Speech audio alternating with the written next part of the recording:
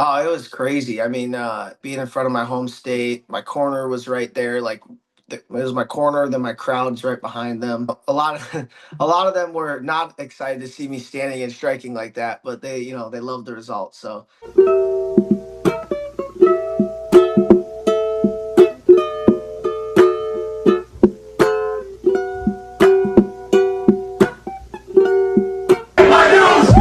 From MMA Island. Christopher de Santiago with MMA Island. Coming off one of the best knockouts of the year at LFA 217, we're talking to the All American wrestler, the undefeated Mitch McKee. Mitch, how's it going today, man? great, great. How you doing? Pretty good, man. I know it's been like a hectic few weeks, with the short notice and everything. How many weeks did you take this fight, or take this opponent on? Well, the original opponent was a full camp, but then he dropped out like 2 weeks before, and then you know, I got the new opponent like a week before, so there was a week gap there where you're like, I don't know if I'm still fighting or not, but I know I'm the main event, so they know they want to get me someone. Um, but I just stayed focused and controlled what I could control and just kept training, and yeah, they eventually found me a new opponent about a week before. How different was the style matchup for you? I think it was very different because my first opponent was like 9-1. He had pretty good striking, but not the level of Pedro Nobre, and um, just as an all around like experienced and well rounded fighter, Pedro was a lot better. So um, yeah, it was just a kind of a last minute step up in competition, but I was ready for it. Awesome, man. I was very impressed by your wrestling and your persistence in getting the takedown because even if on the entry you didn't get it at first, you would get it in the next few seconds. How did you stay so composed when it came to the wrestling game? Because he was defending some shots pretty well. Yeah, usually in the past, like my first couple fights, I could kind of just double leg and the guys go down. But as you get higher and higher in competition, it takes one, two, three um, kind of chances at it or chaining things together. So yeah, a couple of those times I shot and came up, didn't get anything. Shot, came up, and then I went inside trip on that one. Just putting multiple things together is kind of what we've been working on. The last couple of years down here is just putting everything together, chaining things together. So just being able to do that is huge against a guy like that can defend that first attempt. Mhm. And I was watching it back, and the knockout itself reminded me of Dustin Poirier when he knocked out Benoit Saint Denis because he was just coming straight at you and he wasn't willing to back down. I guess did you feel like he was sleeping on your striking because of his willingness to stand with you? Yeah, I mean, I definitely think he's a good striker, so he's comfortable there. So, um, and he, dropped me with the elbow, and so it was. I think he was comfortable to stand there and exchange with me, and um, yeah, and I'm pretty confident in how powerful my hands are. So if for me, it's just a matter of landing the right strike, and it can put someone to sleep. So. Um, part of me is like once we start swinging back and forth, I'm cool with it as long as I can get my licks in too. I know I'm gonna come out on top. Awesome, man. Did they give you a post fight bonus for this? Because honestly, I think this could be take the bacon for UFC Fight Pass knockout of the year. Yeah, we got a fight of the night. Both of us did. So yeah, it was Oh, good. nice, man, nice. Yeah. Can you, I guess, you describe the feeling of getting a knockout like that in emphatic fashion, your corner in front of your home state? I mean, what was that feeling like for you, Mitch? Oh, it was crazy. I mean, just like you said, like being in front of my home state, my corner was right there. Like it was my corner, then my crowd's right behind them. Um, and just knowing that this could be maybe one of the last times I ever fight at Mystic Lake in my home state. I mean, hopefully in the future I can fight in my home state, but you just never know like when that last time that you get to fight in front of all your friends and family that can't travel to far away places. So it was really special to get a knockout like that in front of all them. But um I know that a lot of a lot of them were not excited to see me standing and striking like that, but they loved the result. So it was and it was just fun to see everyone afterwards and celebrate with everyone afterwards. And we had my daughter's birthday party the next day at my brother's house. Who My brother's house is like 20 minutes away from the venue. So it was just a all around just great weekend to get the win in front of them and then be able to enjoy time with them and then come back down to Florida. Obviously, you've had knockouts and other amazing performances in the past, but do you feel like this performance really put the stamp for you to get into the UFC? Because if I was a UFC matchmaker, I'd be calling Mitch McKee right now. Yeah, I feel like it should. It's like now they know I can wrestle, I can grapple, I can. Now they know I can stand and strike and knock people out too. So, and they know I have that willingness to do it. I feel like that's the biggest thing with wrestlers. Like some wrestlers don't have the willingness to stand and strike, um, and the technique and everything comes along with it. But some wrestlers, like when they get in that fire, that's when they dive for takedowns. Um, and I feel like I'm willing to stand in there and strike with anybody, and um, that's just something that with wrestlers, it's sometimes hard to get them out of that mindset of diving in when the strikes are coming at them. So yeah, I mean, I've shown that I can strike now. I've shown that I can wrestle, obviously, and yeah, I'm just training everything together now and putting it all together. So I feel like I'm becoming a well-rounded fighter that can knock you out. Or I haven't gotten any submissions yet, but we've been really working that. So hopefully that's the next thing coming. Uh-huh. I gotta ask, man, the fight before yours, Gable Steveson just destroys his opponent. Obviously, I feel like you would get more eyes because you're the main event, than all the fans who stayed in and tuned in to watch after. But I guess what did you make of Gable's performance then? Yeah, it was cool. I mean, obviously it's his first one. He's got a long way to go, but I think he already has another one scheduled just yesterday. He scheduled one for October 30th in Nashville. So I was talking to his brother about going up there to watch him. Because his brother actually lives down here in Orlando. So I was asking if he was driving up so I could road trip with him or flying. But yeah, no, it's cool like seeing him start this journey. It's obviously for him it's going to be quicker being how athletic he is, and at that weight like he can move better than most like he can move better than a lot of 125 pounders anyways 255, so it's like it's kind of crazy how special he is. But I've always known that since I grew up wrestling with him. Like when you watch him out on the wrestling mat, like there's just a difference. So yeah, and just in the last 6 months his level of ability in his striking is grows so much.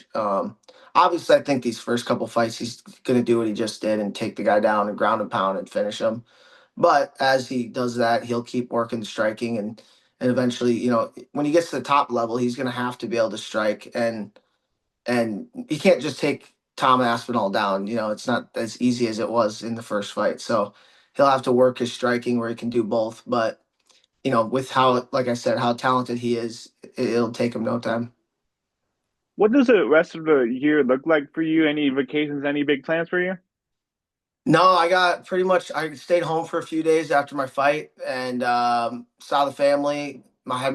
Came back for a day for my wife and I's third year anniversary, and then went to Fort Worth this past weekend for my brother's bachelor party, and now I'm done. I'm honestly I hate leaving the house. Like I just like getting in my routine, especially with a 2 year old. Like when you get the routine off, it just throws everything off. So I love just training, getting my routine, and just putting my nose down. So I'm pretty sure and we have another one on the way in January, so we can't really travel too much. Congrats, man. Thanks. Um, so it's kind of we're just going to be here training, staying ready for that call. Awesome, man. I guess outside of the fight game, I guess what do you like to do? Do you have any hobbies and stuff like that?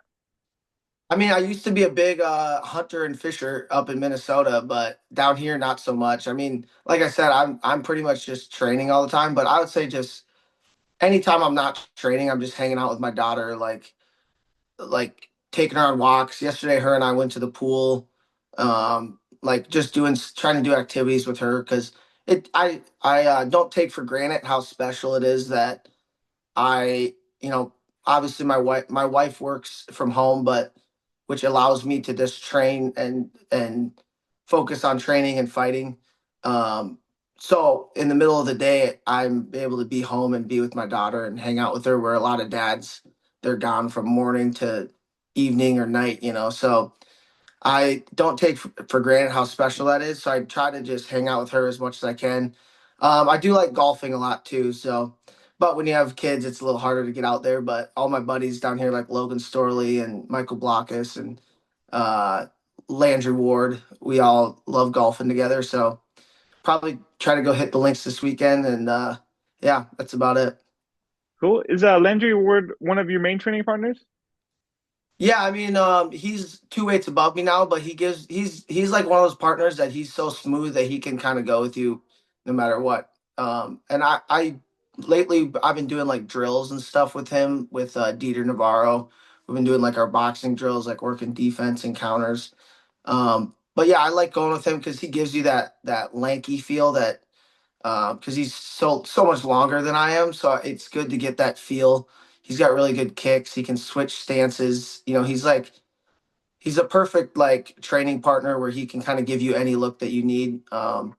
And I go with him quite a bit. I would say him, Michael Blockus, um, Matt Hammerstone. Um, yeah, there's a few other guys, but like Jared Gordon, I'll go with every once in a while when he's in camp. And but I mean, there's a lot of good guys. I can't even think of like all the guys I go with, but there's a lot of them. But yeah, we just have a special group down here of a lot of up and coming guys that just want to get up to that UFC level. Awesome, man. Yeah, I went there a few years ago, back when it was Sanford. But yeah, it was an excellent facility. I really liked it. Yeah, yeah, you'll have to come back down. Yeah, most definitely, man. I gotta ask, man, when you first got into MMA, I guess who were some of your first fighters that you saw on the TV, and I guess the fighters that really inspired you to be where you are today? I would say some of the first that I watched, like so when I didn't even think about going into MMA, until after the Olympic trials in 2021, but I had always like enjoyed watching it and thought maybe like one day. So when I was in high school, we'd have like wrestling tournaments on the weekend in the winter in Minnesota, so it's cold out, you can't go outside. You're in the middle of your season, so you can't really go do anything. So all of us would get together and do like poker nights and stuff, or like watch UFC cards. I remember watching like a lot of. I loved watching GSP back then. And then like as I kind of hit college, that's when the McGregor era kind of came through. Um, so I mean, I've just kind of loved watching MMA from high school through college, and then yeah, and then transitioning into the sport. I just love watching. I mean, mainly now I just love watching all my teammates win. It just that's kind of I don't really watch too much other than just watch my teammates, but or my opponents I'm gonna fight next. But um, yeah, I just love watching the sport. And like now that I came into it later, and I came from it as a fan, like loving to just watch it. I just like studying it, like watching it. Or some people that have lived it their whole life, they don't like to like watch it all the time. Where I just enjoy watching it, and enjoy being around it. I feel like a lot of fighters can take away from GSP and what he did because I feel like when he fought really good strikers, he would take them down. When he fought really good grapplers, he would stand up and strike with them. That's definitely like my coach Nick Lentz. Like that's what we work on. Like he always says, when they think you're gonna grapple, strike. When they think you're gonna strike, grapple.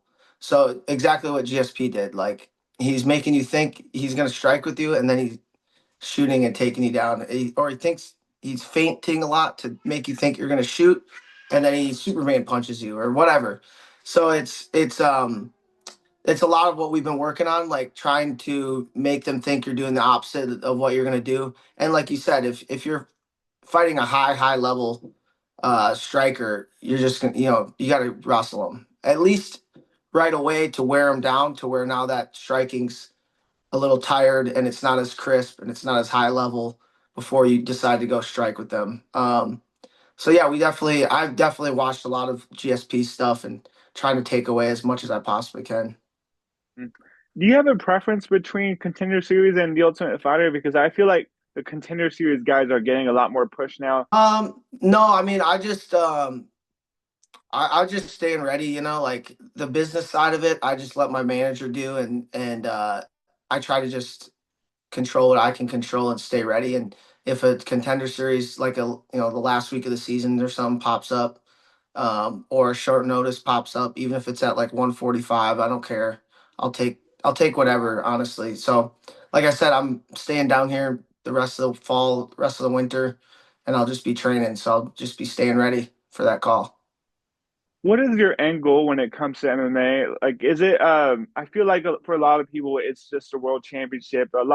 Some other fighters, it's like, the more of the money side of aspect of things. But I guess, what do you fight for, Mitch? Say for me, it's to provide for my family, and at the same time, I do want to get a world title. Um, and I think most importantly, like what I've been trying to focus on like the last 4 years is just trying to become the best fighter I can become. Because I think sometimes you focus too much on like the world title when you're years away from it, and then it seems like too big of a task. Where if you just focus on every day, trying to get better, trying to improve my skills every day, that's what I've been just focusing on, is just trying to get myself in the position to win the world title and not focusing as much on the world title, because that you got to be ready for that. When they give you that title shot, you got to be your skills have to be ready for that. So and that takes, those skills being ready takes years and years and years before that call to the title shot. So that's what I've been focusing on, is just getting a little bit better every day, working with my coaches, trying to figure out what I need to work on, and doing it. And yeah, I feel like that's the way to slowly progress over time, where then you see big changes over months and weeks, years, and you can then be ready for that title shot. Most definitely, man. Well, Mitch, I think that's all the questions I had for you today, man. I just want to thank you again for the time. As always, Yeah, is there thank anything you. that you want to, yeah, is there anything that you want to say to the fans out there watching, man? Well, it's gonna be I definitely know it's coming up. Like this next year is gonna be a big year for me, and hope you guys follow along. Um, like I said, I'm a wrestler who likes to strike too, so I ain't one of those boring just take you down and sit on top of you kind of wrestlers. So I'll strike with you. So you better tune in. Awesome. Well, I don't want to strike a few, but Mitch, have a great rest of your day, man. I appreciate it. Yeah, you too.